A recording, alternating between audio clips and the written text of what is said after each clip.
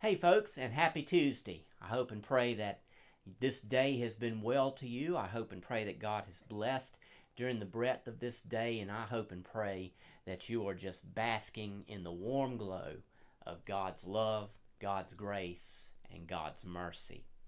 I want to share something with you today. Excuse me for mixing my words there.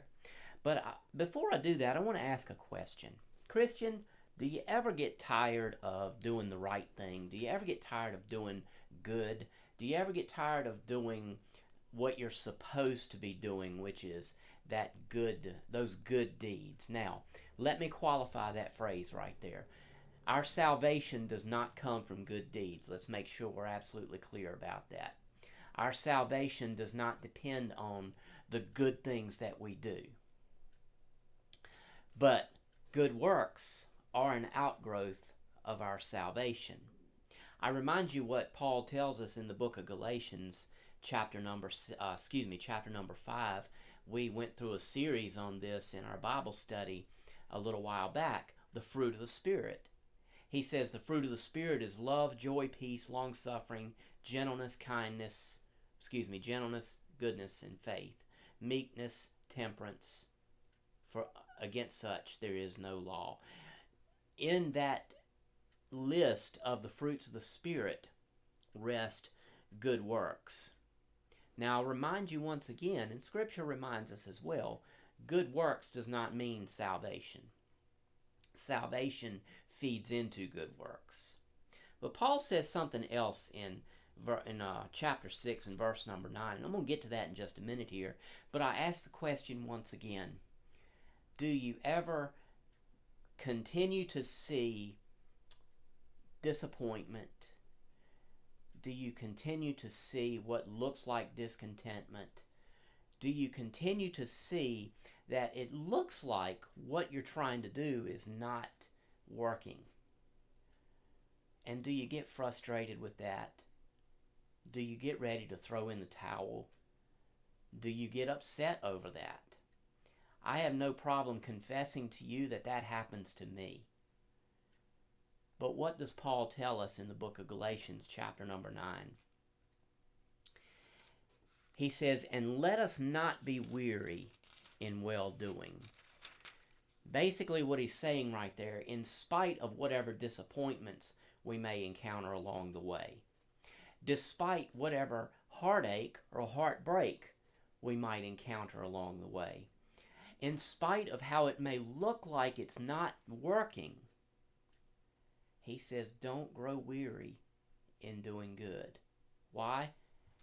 As he continues in this verse right here, "For in due season we shall reap if we faint not." So I'm going to read that verse to you again in its entirety. Galatians chapter 6 and verse number 9. "And let us not be weary in well-doing, for in due season we shall reap if we faint not." Christian, this very day, Tuesday, August the 5th, 2025, I needed this verse. Because sometimes I do get frustrated when it looks like my plans aren't working. Sometimes I do get upset when it looks like my good works are for naught.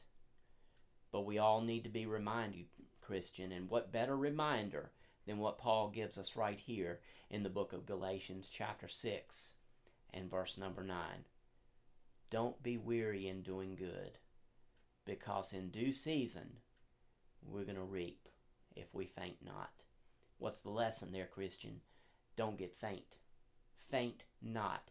Don't let that weariness bring you down. Don't let that discouragement bring you down. Don't let that being upset over whatever good work that you're doing and it doesn't seem to be bearing fruit. Don't let that upsetness, if that's a word, get you down. Continue in your works, Christian. Continue in that well-doing, in those well works. Why? Because we might not see the reward immediately. But Paul tells us right here, I remind you, he tells us this under inspiration of God. we're going to reap in due season. Remember, our clock is not God's clock. Our calendar is not God's calendar. He doesn't call us to give up.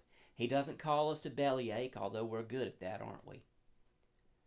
And He calls us to continue in well-doing, because we know that in due time, in due season, we're going to reap.